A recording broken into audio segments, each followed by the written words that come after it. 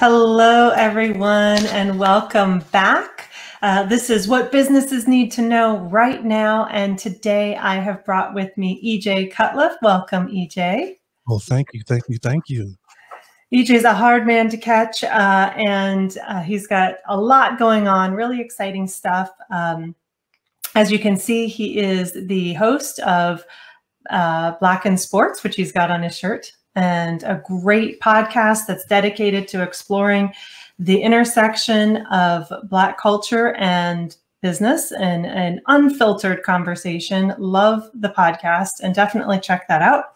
He's also the founder of Esoteric Sports Alliance, which provides sponsorship strategy, digital sales, and sports marketing. Sorry for not saying that correctly. But I'm so glad to have you. He's based out of Vegas. Today, we're going to be talking about content as currency. And I've got a lot of questions about it here, but I just wanted to give you a chance to say hello before I dive in. Yes, thank you. Thank you for being diligent and getting me on here. This platform, I'm always excited. You're doing great work with these, so I'm excited to finally be on. So thank you for that. Well, I'm thrilled to have you. And so let's jump into content is currency. I've heard that content is king. So where is this coming from, and how does this relate to what we need to know right now?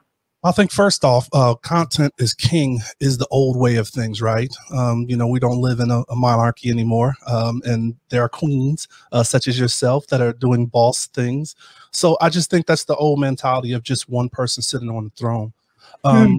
Content is currency is just really what you're doing right now, right? You're bringing talented people such as myself and others to tell people what's going on in business. And that's a timeshare. And we look at time as a form of currency because you are sharing, you're giving up a trade, right? It's almost a barter system. And in that barter system, it's you're giving information. So now we're seeing so much currency being placed to build an audience. So a lot of currency that we're giving, like in Black in Sports, is we're giving a platform for voices that are usually marginalized and not heard. And then a positive spin on those platforms, because a lot of people in sports, you've heard the shut up and dribble, social justice issues that are happening, but you don't get the full side. And these people have, more than just that one myopic look or voice. So it's just currency. Not only from podcasts, you have all of our social channels that we have where people are giving that free content. And it seems like it's free, yes, but it is that currency that I'm giving to you. I'm providing you something in hopes that you will join my fan club. You will join my tribe. You will, so I'm giving you that currency to something that will either make you better, grow your knowledge base. So it's something that I'm offering you in reaps or hoping that, you will either buy my wares, listening to, what I'm a knowledge expert in. Absolutely. So, it's not it's kind of a common thing these days to trade, right? It's to trade that information, that expertise for the ability to contact and be in touch with somebody. And then that kind of flows back and forth from there. Do you feel like there are certain businesses that are doing this well, or maybe some example? I mean, either way, some that are doing it well, or perhaps ones that you're like, well, they could certainly improve on this here. I think in the social media realm, there are a few that are doing it great. And it depends on the platform. I think that's the biggest thing, is that some are big brands, I would say, that are doing it well. Like, I don't know if you noticed or recall the Popeyes chicken sandwich.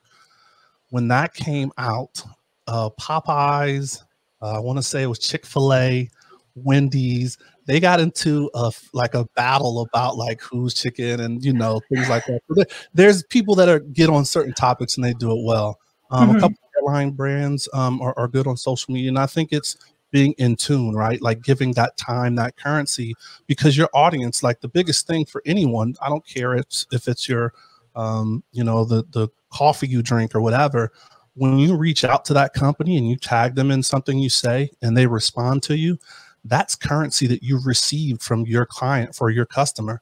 And people that have these Twitters and Instagrams and TikToks and everything, and they don't respond, that's a lost currency. So I think that's one way that they're building that up. Oh my goodness. I think you just opened up something really important here. It's not just that you're putting this content out, but it's the responsiveness as well. So if we go with this idea that content is currency, you're basically just throwing this money out here, right? The currency out there, and just letting it fall, like letting it fall right on the sidewalk. Somebody might pick it up, but they have no idea necessarily where it came from or how to engage back with you. You know, so that is a really powerful image. It's available for you. Yes. I didn't mean to cut you off. I'm so sorry. Yeah. So where should we, you know, if we're thinking about this give and take, is this transaction, you know, where should we be focusing for building content currency? So that's a tricky question, and you're probably not going to like my answer. Oh, even better. All right, bring it. So you should focus on where you are receiving the love, right? So where your currency is most valued, if we're going to play on that currency exchange thought process, because there's so many platforms, and the problem is you do not have to be everywhere. Okay, right. You don't need to be on YouTube, on a podcast, on TikTok, on Clubhouse, on, the list can go on of all the mediums. Now, I do recommend going to those platforms, poking around and seeing if that is something that would be an avenue for you. But I say pick the 3 that you want to be most impactful on.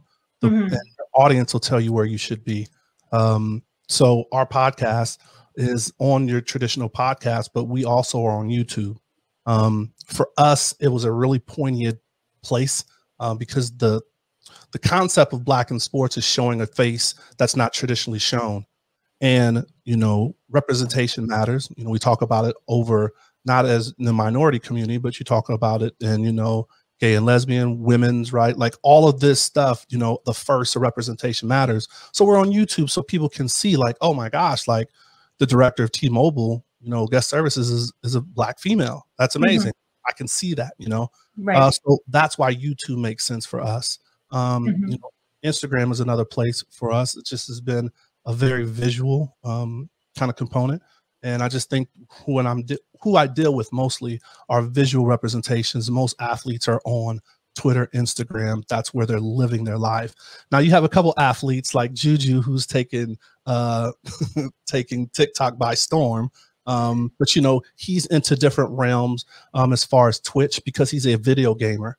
So I think that was a very, very long-winded answer just to say, go to where your market is and where your audience is. And a couple of them, like when you talk about Twitch, it's a streaming video gaming platform is where it really started. And that's where, if you're a gamer, you would probably want to spend time with that as well. Well, and I think you brought up another great point here, which is go where they are, but be willing to test out where they are. I think a lot of times as business owners, we fall into this trap of, oh, this guru has said you can find your customers on Facebook, you can find your customers on LinkedIn, you can find your customers on Clubhouse. But if you don't actually go and look to see if they're there and try it out, you're not going to know, or you might be swayed just by their particular formula. So it's really important to do that due diligence. Pick 3, as you said, test them out, see where you're getting response, see where that transaction is working, that currency is flowing, and then put your energy there, and then consolidate down to put your energy there. So hopefully that's what you intended, but that's what I was picking up. EJ, this has been fascinating. I love the podcast and what you're doing with Esoteric Sports Alliance. If people want to reach you, where should they go? Absolutely. LinkedIn is probably the easiest. I'm EJ Cutliff everywhere, but LinkedIn has everything about the podcast, things that I've done in business. Before I started Esoteric, I've been in the sponsorship lane for several years, working with companies such as MGM, Legends, the Raiders organizations, and things like that. So LinkedIn is definitely the easiest place, and connect with me there, and love to share more about what I have going on. Excellent. Thank you so much for being on here.